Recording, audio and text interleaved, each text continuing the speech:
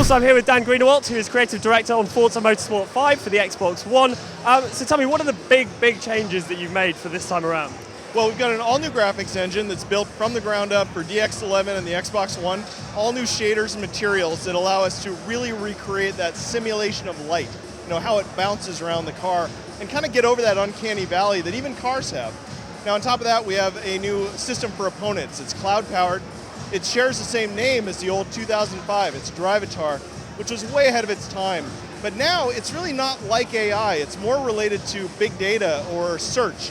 It's a machine learning that's in the cloud. It gets smarter, it copies people, it's incredible.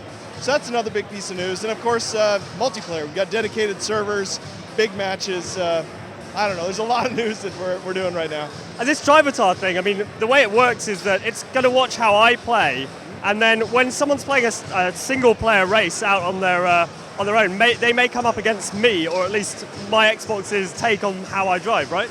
Absolutely. So basically we upload telemetry, how you drove in the types of cars and situations and conditions, and the computer just kind of thinks about it. It's like masses of servers, and they crunch it down to like, oh, he was in an all-wheel drive, he tends to drive this way, he drifts like that, and then is able to reproduce your behavior in the game. So this isn't a ghost, this isn't a replay, this isn't async at all. This is like a blurring between multiplayer and single player.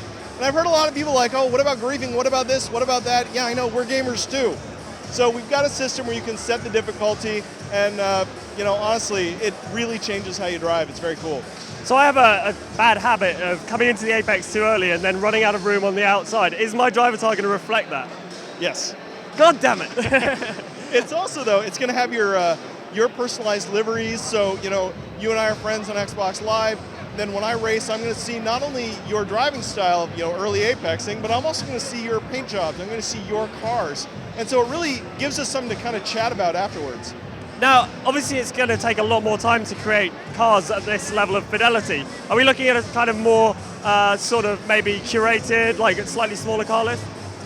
Well, curate is actually the perfect word. We've done curation in many ways. So actually, whenever you buy a car in the game now, rather than having to go to the livery editor area and search for a paint job, now we're going to serve them up for free. So the best content finds you. All the best paint jobs are curated based on how you choose, what paint jobs you like.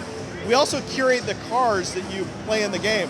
So there are hundreds of cars in the game, but those cars are offered up to you based on the choices you make. So if you like Camaros, we're going to offer up Corvettes because it's a Chevrolet. So it really feels like a customized and tailored experience. Besides the cloud, what's been the most sort of liberating aspect of the new Xbox architecture?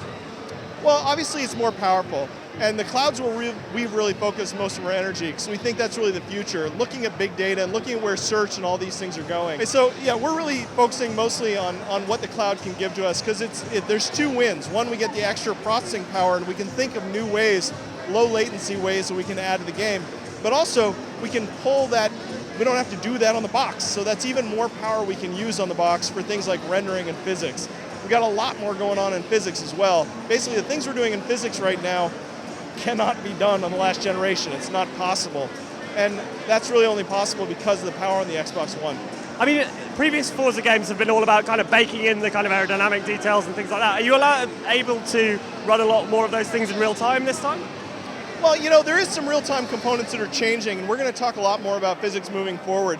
We've got some new partnerships. McLaren is one of them, obviously. And you've got a car like the P1 that does things with aerodynamics that are just from another planet. You have to update your physics because the car just does things that no car did before.